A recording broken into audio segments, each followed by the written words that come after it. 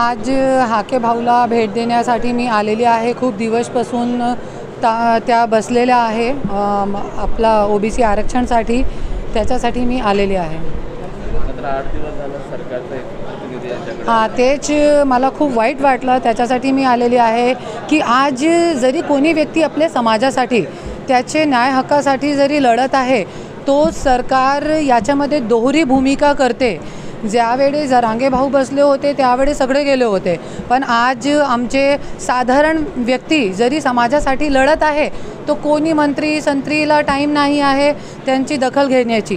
तो ते दोहरी जे भूमिका आहे ते सरकारला शोभत नाही. मात्र मुंडे भावंड पण इथे येऊन गेले, मुंडे साहेब येऊन गेले, त्यांना काही तुम्ही विचारपूस वगैरे केली? हां, त्यांनी मी विचारपूस केली होती, कॉल केला होता की कशी तब्येत आहे भाऊची आणि कशी नाही आहे आणि पुढे पुढे काय काय होऊ शकते. तो त्यांनी हे सांगितलेलं आहे मला की आपल्याला ओबीसी आरक्षण तो बचावं लागेल. स्वतःची ताटचं जेवण कोणी दुसऱ्याला देऊ शकत नाही आणि हे संविधानमध्ये बसत पण नाही, असं त्यांनी मला सांगितलं. उद्या शिष्टमंडळ इथे येणार आहे, काहीतरी अपेक्षा आहे असं वाटतं, उद्या निर्णय घेईल सरकार? मला तो वाटते की सरकारला घ्यायला पाहिजे, क्योंकि याच्यामध्ये काय गोरगरीब जनता खूप कष्टाच्या समोर जात आहे. आणि मी एक और बोलते की आज जैसे की जरांगे भाऊनी है ना, मी पण पाठिंबा दिलेला आहे, क्योंकि अन्यायाच्या विरुद्ध मी स्वतः सर्वज्ञ पाठिंबा देते. तो मी एक और बोलते, खूप मोठी गोष्ट बोलते, लहान तोंड मोठा घास खाण्यासारखा आहे हे शब्द. तो मी एकच बोलते की दुसऱ्याचे ताटमध्ये तुम्ही बघू नका. आणि आता तुम्ही 28 खासदार निवडून दिलेले आहे.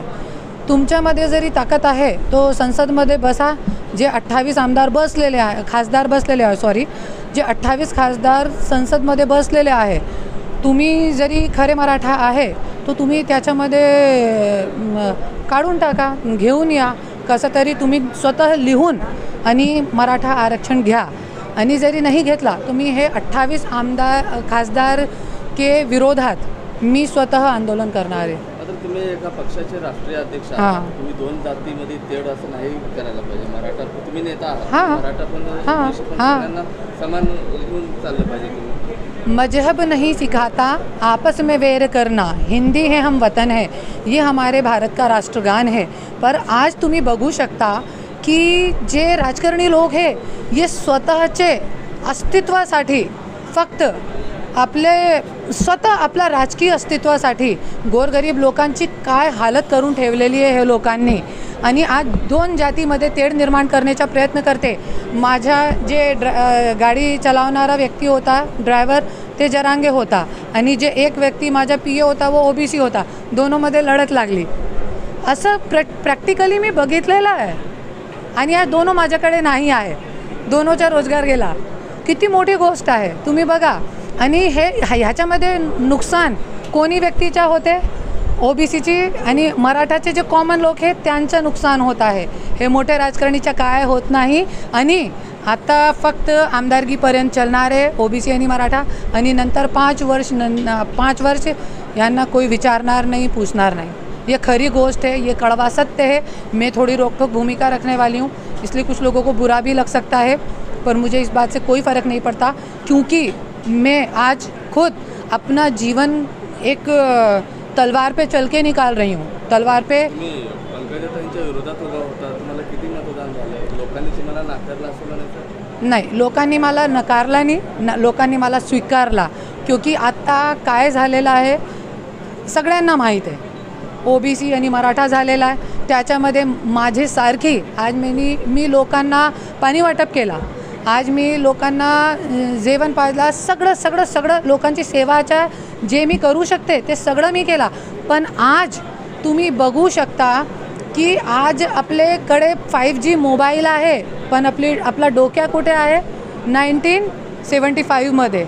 पहिले फूट डालो राज करो की नीती होती थी, तेज फूट डालो राज करोची नीती आज पण अपनावत आहे हे राजकारणी लोक.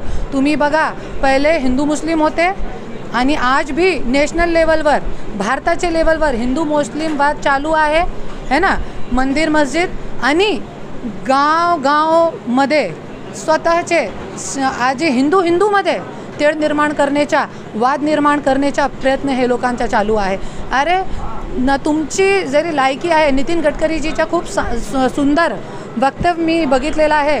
ज्यांना काम करण्याची लायकी नाही असते, ज्यांच्याकडे काम करण्याची काबिलियत नाही असते, कामावर मतदान मागण्याची लायकी नाही असते, ते लोक जातीपातीचं राजकारण करत आहे.